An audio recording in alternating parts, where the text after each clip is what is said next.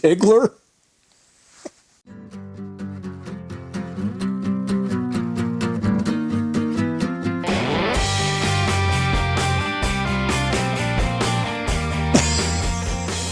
You know, Bob, things didn't work out all that well for Dirk in the end. just saying. All right. Well, today you'll have to watch the whole thing. You'll get the Dirk Diggler reference in the video somewhere. Today, Bob's going to talk about gating and a lot of important things about gates in here. He's going to talk about critical meniscus velocities and gate velocity correction factors, all sorts of technical sounding terms, but he makes them sound very simple and he explains them to where they make sense. So here's Bob. Enjoy the little nature scene. Enjoy the philosophy at the end. Take it away, Bob.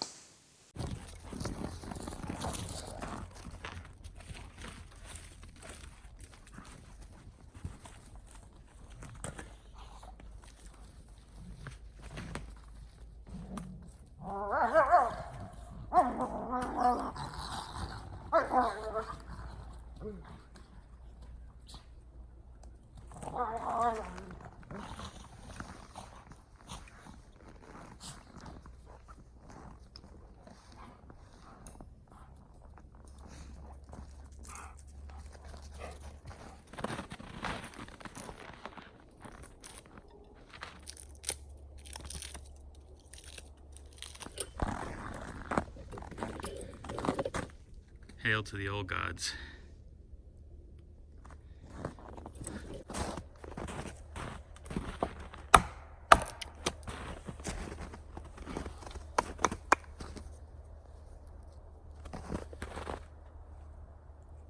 Chaga. It's a fungus that grows on birch trees.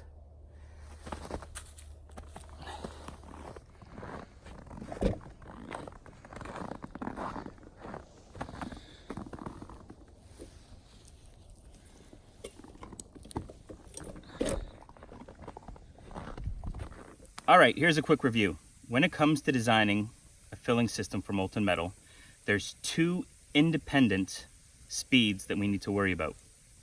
The first speed is the volumetric flow rate.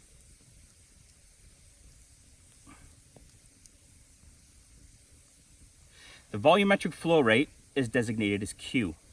Q is part of the continuity equation. Q is a product of instantaneous area times instantaneous velocity. Q is measured in cubic inches per second. Area, in inches squared, and velocity in inches per second. So at any point in the running system, if you know the velocity and you know the area, you know the volumetric flow rate. When you take a look at this calculation, it should also make sense that as the velocity increases, by necessity, the area of that falling stream must decrease, which is why we call this the continuity equation. And the volumetric flow rate remains constant. Now, the second speed is the critical meniscus velocity, right? And that is measured in inches per second. And that is the speed at which the metal is traveling at any point in the running system.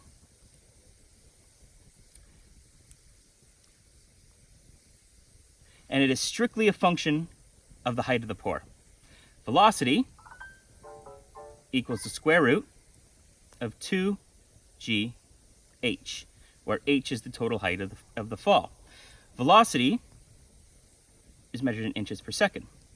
G here is a gravitational constant. That gravitational constant is 300 inches per second squared.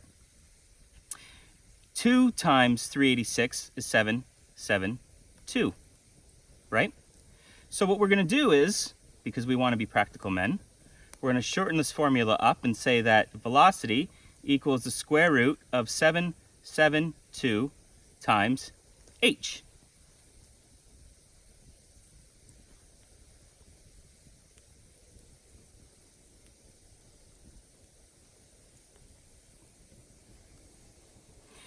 Here's something new. It's going to be called the gate velocity correction factor, or as we're going to call it, the GVCF, right? Now here's how this works.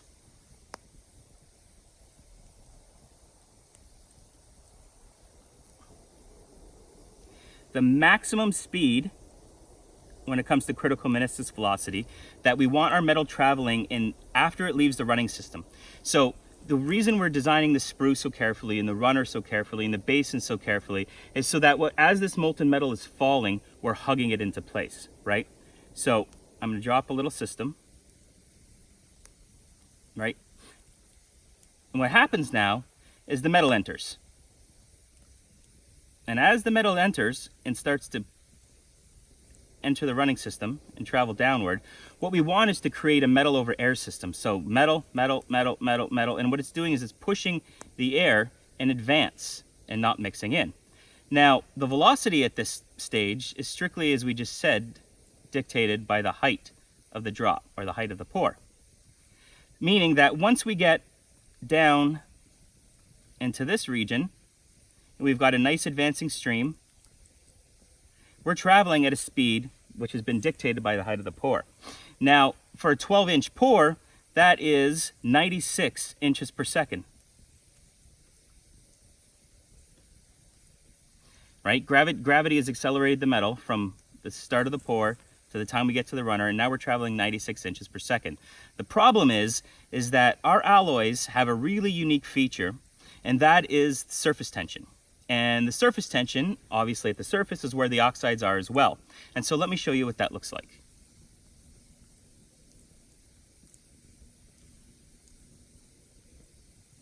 If you take a non-wetted substrate and put a droplet of molten metal on it, the droplet will look something like this. And there's a certain height to it. And we can measure that height. That height is about 412 thousandths of an inch, right? This height is the strength of the surface tension, or the ability for this liquid's surface tension to withstand gravitational acceleration, meaning that gravity at this point is no longer able to flatten this bubble out, right? Which means that now, if we've got an unrestrained running system, and as long as we make sure that we maintain the ability for the metal to withstand this surface tension, to withstand gravitational acceleration and not fracture its own surface, that means that as the metal's traveling in this direction, it can't break out and splash around and entrain the surface, because the surface, in fact, is being held in check. What that also means now is that we end up having a system where what we want to take place is, here's a runner, and here's the advancing metal going in this direction.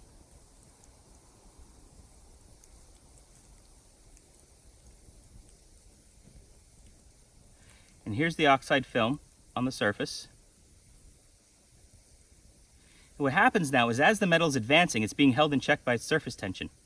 And what happens is the oxide film tears, lays down against the mold wall, and reforms, and tears and reforms, and tears and reforms, and tears and reforms, and tears and reforms. That's great because we've got a restrained running system for which we've calculated for. So that means that all of the walls of this running system are naturally pressurized, right? The problem is once we have to move into an unrestrained system, obviously, which is entering the casting cavity, because now the metal is free to go in any direction that it so desires. This is when, as we're entering our casting cavity now, we've got to make sure that we travel no more than 20 inches per second. Well, how is it that we figured out 20 inches per second? Well, let's go back for a second here. So we talked about the sessile drop height, right? And we talked about how the height of that drop is 412 thou. Well, so we can run this very simple calculation. Velocity equals the square root of 2gh.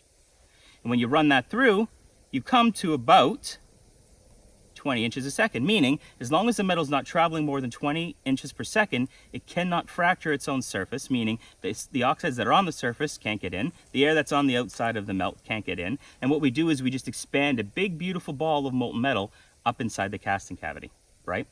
So now that we understand that, we can't travel more than 20 inches a second, we understand the continuity equation, now we get to do some really interesting math that is a real great super cheat, right? And that's where we get back to the gate velocity correction factor, right? So let me explain what that means.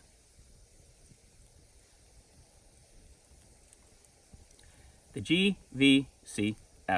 We calculated the velocity in the runner. And for the sake of argument,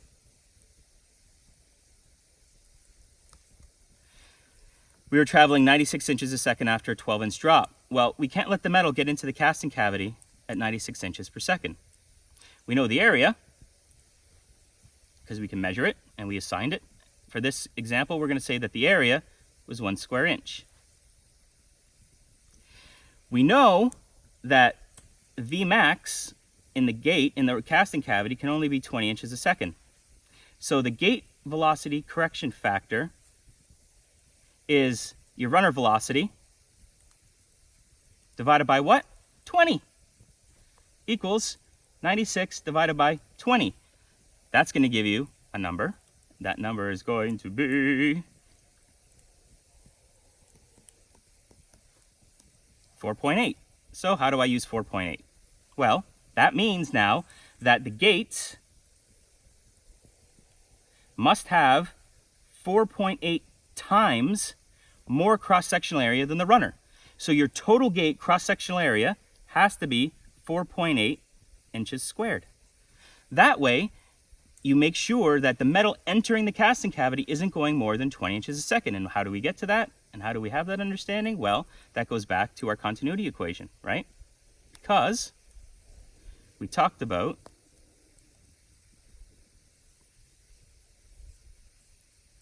continuity equation with the volumetric flow rate and how it is that Q equals area times velocity. The volumetric flow rate maintains a constant. The velocity is dictated by the height of the pore. If we want the velocity to go down, we make the area go up. And we do that strictly and simply by using the gate velocity correction factor.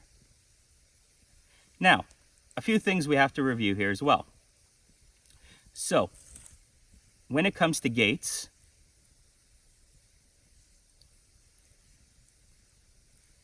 let's say that this is the section of your casting, the thickness of your casting, and it's 1.0 inches. When you're gating into a casting, you have to make sure that the gate thickness, if this is T, you can only be 1/2 T max, right? If your gate is more than half the thickness of the casting, you're going to get shrink at the junction, right? So this is called T-junction shrinkage. So you have to make your gate only half the thickness of the casting, right? When you calculate up the total gate cross-sectional area, so say for example you had a gate that was coming off of your runner, right? And it was 1 inch by 1/2 inch, right? So that's only 1/2 square inch, right? So now you have to have as many gates as you need. In this case, you need like 12, right? That's very, very simple. Then all the metal exiting the gates come up and out. Now, let's talk about what this is going to look like.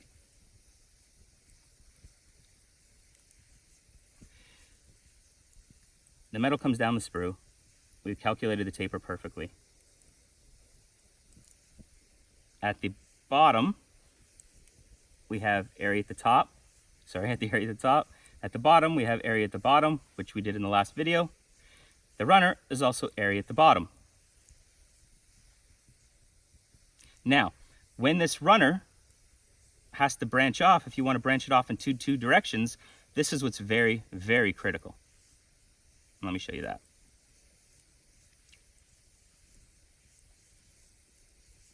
So now we're going to take a look and we're going to imagine that down here is the sprue exiting into the runner.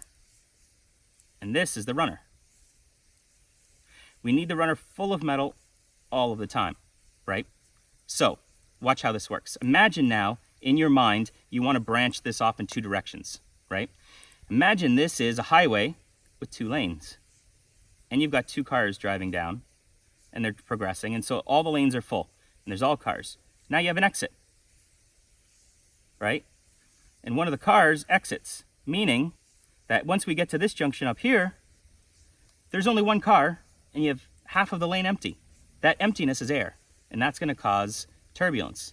So again, to review, when you've got a branch off, you have to keep the total volumetric flow rate, the total cross-sectional area the same all of the time, right? So if you start at 1.0 square inches, this is going to be 0.5 square inches. This is going to be 0.5 square inches.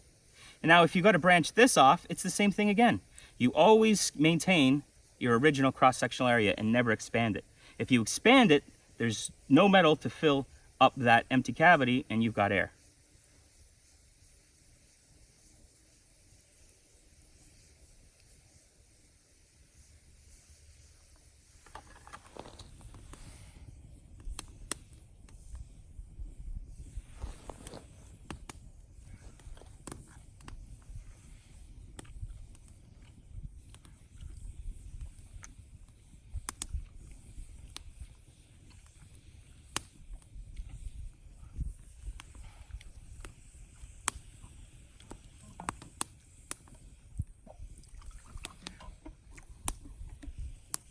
You guys watch these videos and actually pay attention and actually apply it.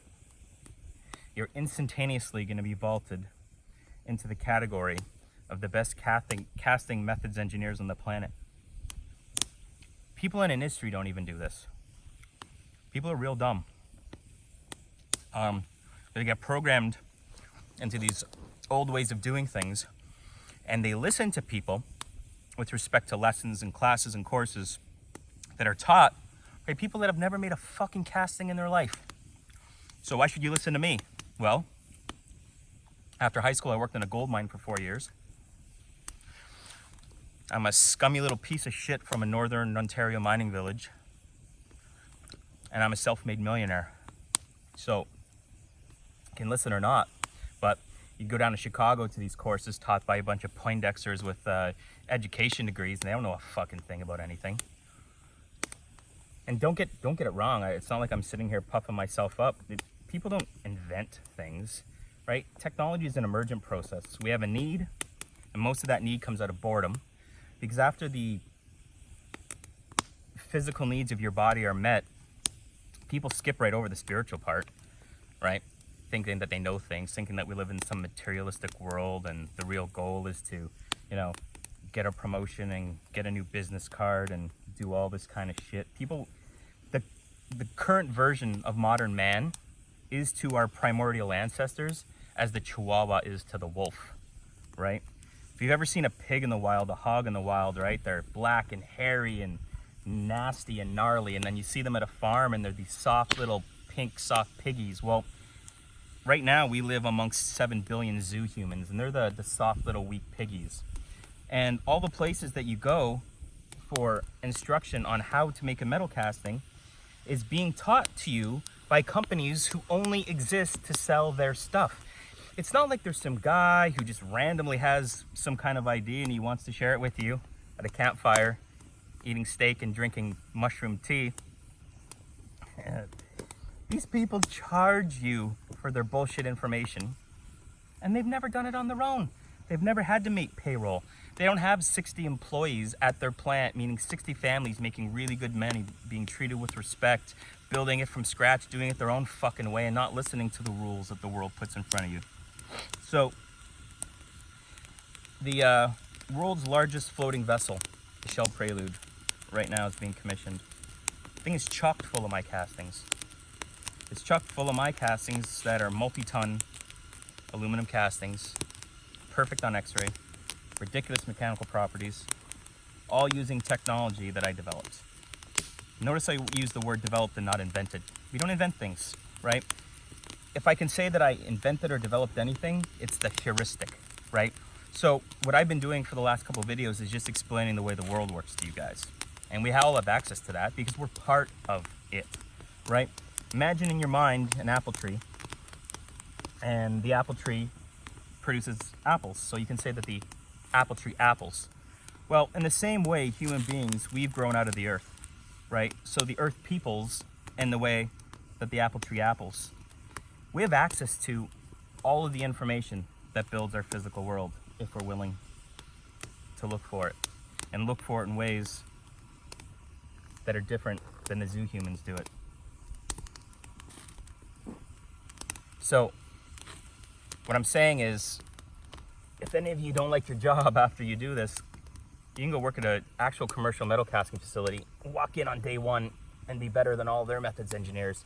Because I've taught this to a bunch of people over the last, I'd say, 10 years since the method or the heuristic was put in place. A lot of really dumb fucking people. And they get by, right? You guys are actually interested in doing this as a hobby. Those guys are just doing it because they lost their job at the fucking paint store. And the bubblegum factory wasn't hiring, so the first job they found was at a foundry. And oh look, they got a fucking degree, whatever that means. And whatever that means. Some bullshit bird course, fucking general engineering. And they think they're metal casters all of a sudden. So, listen. Take my advice or not, I don't care. I don't invent anything. I'm just explaining the way the world works. And who am I? I'm the Dirk Diggler of metal casting. XXO. Boom. All right, well, there you go. There's one big fat pink pig to another. Actually, great stuff again. Great stuff. I took one of the things I took away was that whole notion of hugging, of the metal being hugged by the runners and the gates, and I never really thought about that, but that so important in not letting air get in that whole system. Another thing I was thinking about as I was watching this is it's one thing to hear it and be hearing it and hearing it and hearing it. It's going to be another thing to actually put it into practice and try to design it. So I've got a project coming up that I'm going to be doing that we're going to do our very best to try to put this stuff into practice and see what happens. Until then, you guys have a great day.